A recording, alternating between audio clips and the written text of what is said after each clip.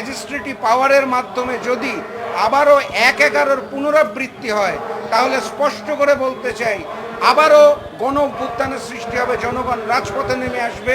শেখ হাসিনাকে যেইভাবে পালিয়ে যেতে যাওয়ার সুযোগ দেওয়া হয়েছে, সেটাকেই আমি অন্যায় মনে করি।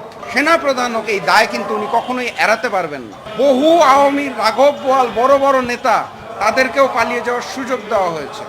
এখনো কিন্তু ক্যান্টনমেন্ট থেকে স্পষ্ট করা হয়নি কাদের নিরাপত্তা দেওয়া হয়েছিল, সেই নামের লিস্ট কিন্তু প্রচার করা হয়নি।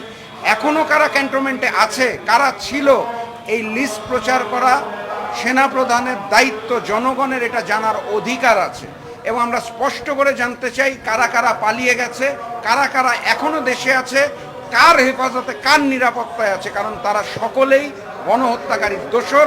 গণহত্যাকারীর দোসরদেরকে নিরাপত্তা দিয়েছিল, এইটার উত্তর আজ হোক কাল হোক বাংলাদেশ জাতির সামনে সেনাপ্রধানকে এই উত্তরটা স্পষ্ট করে দিতে হবে। এটা হচ্ছে সেনাপ্রধানের বক্তব্যের মাধ্যমে আমরা জেনেছিলাম যে ক্যান্টনমেন্টে অসংখ্য মানুষকে ওনারা নিরাপত্তা দিয়েছিলেন এবং পরবর্তীতে উনি জানিয়েছেন নিরাপত্তার বলয় শেষে তারা যে যার মতো চলে গেছে। আমার প্রশ্ন হচ্ছে, ক্যান্টনমেন্ট কোনো অপরাধীকে নিরাপত্তা দেওয়ার জন্য দায়িত্বপ্রাপ্ত নয়। বাংলাদেশ সেনাবাহিনী, শুধু বাংলাদেশ নয়, দুনিয়ার যে কোনো সেনাবাহিনী দেশের প্রতিরক্ষার কাজে থাকে, তারা কিন্তু কোনো অপরাধীকে নিরাপত্তা দেওয়ার দায়িত্ব নিতে পারে না। অতএব সেনাপ্রধান যেটি বলেছেন নিরাপত্তা দেওয়া হয়েছে, আমার প্রথম প্রশ্ন, কেন নিরাপত্তা দেওয়া হয়েছে, কোন প্রোটোকলে দেওয়া হয়েছে, কার কাছে অনুমতি নিয়ে দেওয়া হয়েছে?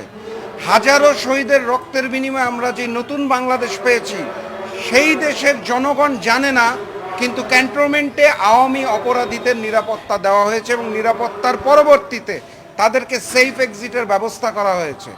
একইভাবে কিন্তু শেখ হাসিনাকেও সেফ এক্সিট দেওয়া হয়েছিল।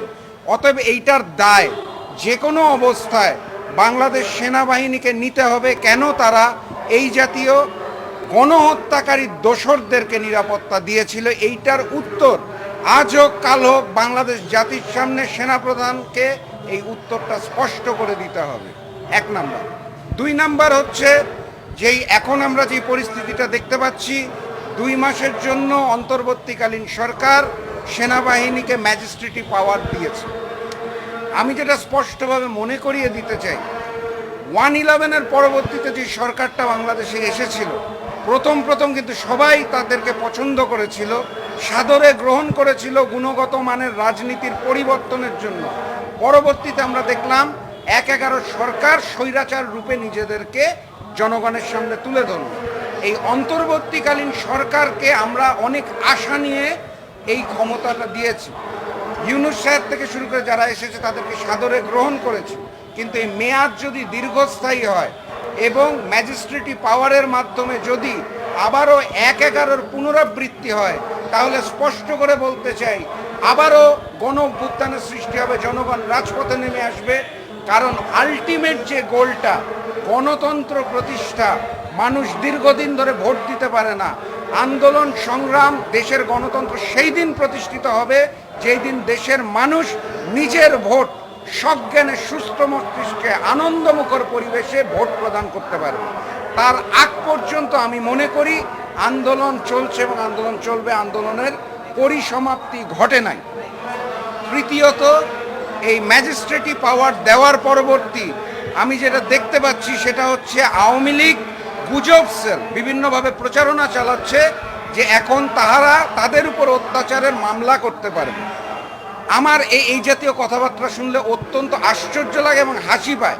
কারণ আমি মনে করি যে যেই ধারায় সন্ত্রাস বিরোধী আইনে ফ্যাসিস্ট শেখ হাসিনা জামাতে ইসলামী বাংলাদেশকে নিষিদ্ধ করেছিল, সেই একই ধারায় সর্বপ্রথম নিষিদ্ধ করা প্রয়োজন আওয়ামী লীগ, যুবলীগ, ছাত্রলীগ, শ্রমিক লীগ, মহিলা লীগ, অর্থাৎ গণহত্যাকারী এবং তাদের দোসরদের, যাদের এই দেশে গণহত্যার দায়ে রাজনীতি করার অধিকার নাই। পিলখানার যদি আপনারা গণহত্যা মনে করেন, শাপলা চত্বরের গণহত্যা মনে করেন, বৈষম্য বিরোধী আন্দোলনের গণহত্যা যদি মনে করেন, সকল গণহত্যার দায়ে আওয়ামী লীগ সহ তাদের সকল অঙ্গ সংগঠনের রাজনীতি নিষিদ্ধ করা প্রয়োজন। সেখানে তারা কোন বিচার আশা করে? তারা তো বলেছিল তারা পালায় না, তারা জনগণের সাথে। শেখ হাসিনা সর্বপ্রথম তার দলের নেতাকর্মীদের রেখে তার বোনকে নিয়ে আবারও সেই পরিবারতন্ত্র পালিয়ে গেল। আপনারা যদি মনে করে দেখেন 1971 সালে তার পিতা শেখ মুজিবুর রহমান একইভাবে বাংলাদেশের মানুষকে অসহায় করে দিয়ে 25শে মার্চের কালো রাত্রির আগ মুহূর্তে ওই পাকিস্তানে পালিয়ে গিয়েছিল তার নিজের নিরাপত্তার জন্য। একইভাবে তার কন্যা শেখ হাসিনা বাংলাদেশকে অসহায় অবস্থায় রেখে দিয়ে পালিয়ে গেছে।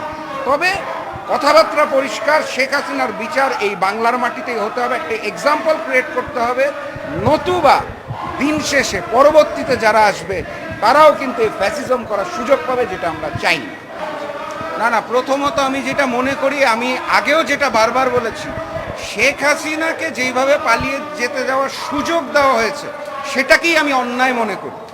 শেখ হাসিনা গণহত্যাকারী, যার হুকুমে এত এত মানুষ মারা গেছে, শহীদ হয়েছে, তাকেও তো পালাতে সহায়তা করা হয়েছে। এই দায় তো কখনোই এই সেনাপ্রধান হোক, এই দায় কিন্তু উনি কখনোই এড়াতে পারবেন না।